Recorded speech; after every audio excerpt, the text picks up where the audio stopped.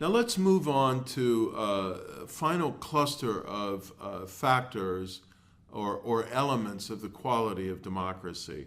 Obviously, a democracy must involve, provide for, stimulate, and induce or incentivize active participation of the citizenry.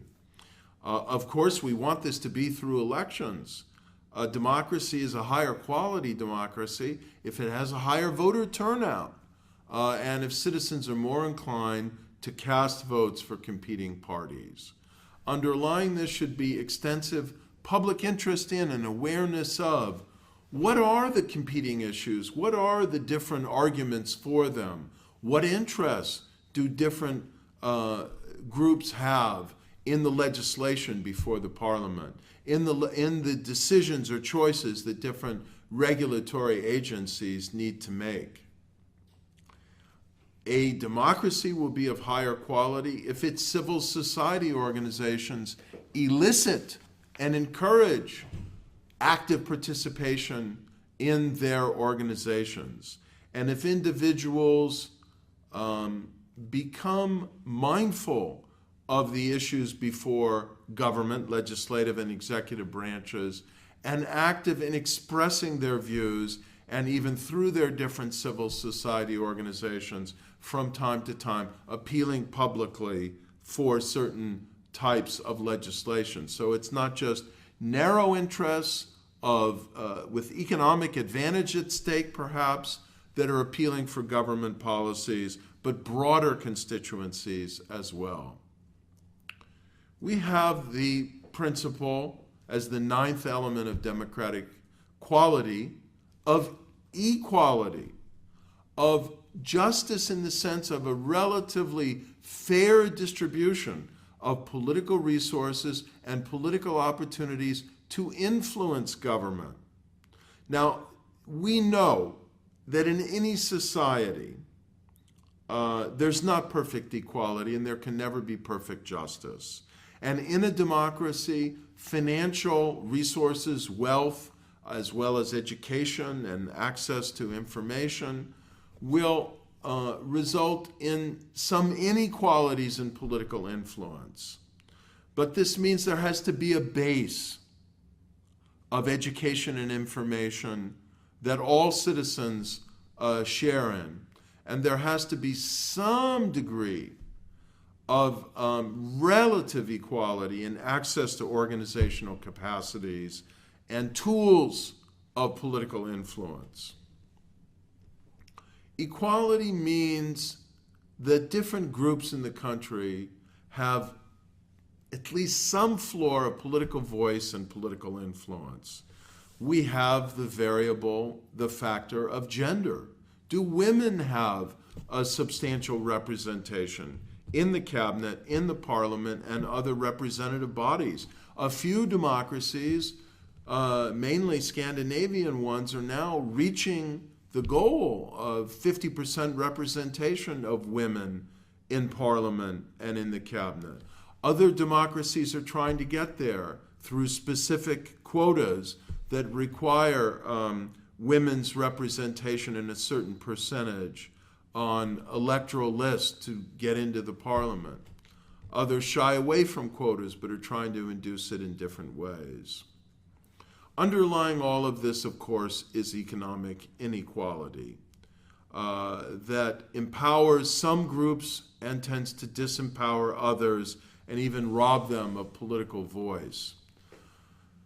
Unfortunately, we don't have the time to ponder in this class the deep and troubling problem that globalization and the increasing shift to technology and production and comparative advantage to technology and production seems to be stimulating inequality around the world and in all kinds of societies, and increasingly now, after a trend toward greater equality, in the advanced industrial democracies. But it is one of the most serious philosophical and practical problems for democracy, that inequality is growing around the world in most countries, and that democracies must find ways of attenuating economic inequality and of keeping economic and financial inequality from translating into massive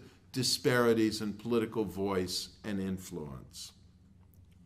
There is as well the inequalities that may flow from ethnic disparities, or disparities in group identity and the marginalization, for example, of indigenous peoples. So democracies that are of high quality need to be mindful of this and think about how they will take proactive steps to empower ethnic minorities and ensure their fair representation in some proportion to their numbers in the society. This raises issues of institutional design, including the design of electoral systems that we will come to later in the class, in thinking about how fairness in terms of ethnic and identity groups can be promoted by institutional designs. And of course, we come back to the rule of law, that equality must mean equality before the law, that all citizens are treated equally by government agencies and institutions without invidious distinctions, discrimination on the basis of their class, their region, their religion, their ethnicity, or gender. And of course, this creates an irony that if you want to positively discriminate for and allow for affirmative action to attenuate past inequalities, then some citizens may complain that government is introducing, by its policies, new forms of discrimination on the basis of any of these distinctions. And so we confront a philosophical debate between leveling inequality and introducing new forms of inequality. The 10th dimension of democratic quality is responsiveness, of course. That one of the purposes of democracy is to ensure that government will be responsive to the people, that there's some degree of popular sovereignty, not only in the choice of leaders, but in the selection of policies and the distribution of benefits.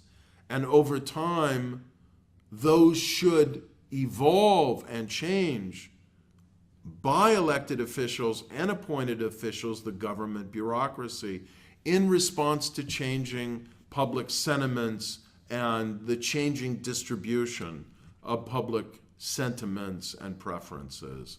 Over time, a high-quality democracy sees a significant correlation between what citizens want of government as they express it in a variety of civic actions and, of course, through elections, and what government does in terms of policies on a wide range of issues, in terms of priorities as reflected in budgetary allocations, and in terms of big decisions like war and peace.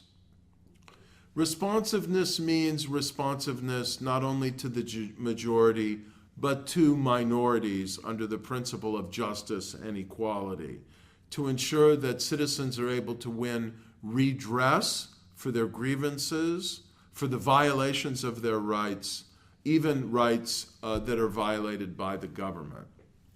And that people can be heard, that they have voice, and even if they're not a majority, that they will not be ignored in the public policy process if they are a minority who have had their interests and rights abused.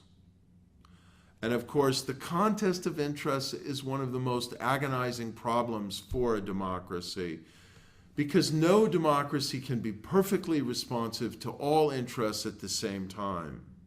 Democracy is about competition, and therefore a competition of interests, and balancing majority and minority, different interest groups, and the principle of fairness and inclusion on the one hand versus majority rule on the other, as we'll come to, are some of the choices that democracies need to make. Democracies that are of high quality have a high quality set of norms and prevailing styles that manage competition with respect for minority rights and the rule of law. So there is not just empowerment, but there is tolerance, respect for the voices of others, the views of others, the needs of other groups.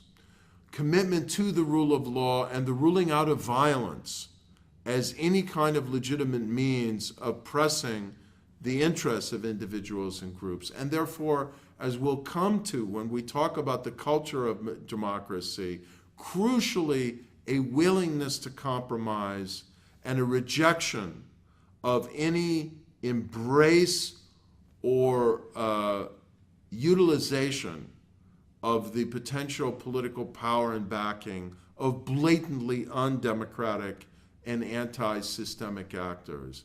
In a civic culture, a culture of democracy, the vast majority of citizens and groups believe in, embrace, and defend the legitimacy of the democratic system and the Constitution that embodies it, are loyal to that system, even if it means that they're going to lose an election and be in the opposition for a period of time, know their rights and obligations as citizens and are willing to defend them. Crucially, a key element of a quality democracy is the elections happen, they are neutrally administered, they are free and fair, and if a party loses, it accepts the results and moves on to be in the opposition or negotiate to maybe be part of a coalition government that they do not lead, but they wait for the next election to enhance their position. You can question authority, but you need to respect authority. And the respect for authority means the rejection of and condemnation of an unwillingness to use or embrace intolerance, anti-democratic sentiments, and anything that would violate the constitutional norms of democracy. I will come back to these themes repeatedly in the class. We can look at the hard structures, the institutions, the rules of democracy, and identify liberal democracies. But if we don't have the software, the culture, the norms that guide behavior, then we can't have a liberal democracy, and we will likely not have a truly stable and consolidated democracy. Then in addition, there's the element of state effectiveness, that in a democracy, you have to have a consequential, authoritative, resourceful state that is legitimate, that is seen by its citizens as having the right to make and enforce laws and exercise the sine qua non of any state, a monopoly over the legitimate use of force. If a state is to be a quality state and a quality democracy, it needs administrative capacity. And this means, let us not denigrate the word, bureaucracy, a formal, professional, multidimensional structure of government authority that is meritocratic, honest, professionally led and administered, and therefore able to perform the functions of the state in a fair and neutral way. Regulation, implementation of the laws, taxation, maintenance of order, and of course, generation of public goods, public infrastructure, and well-being, health, education, and so on, to serve the general good.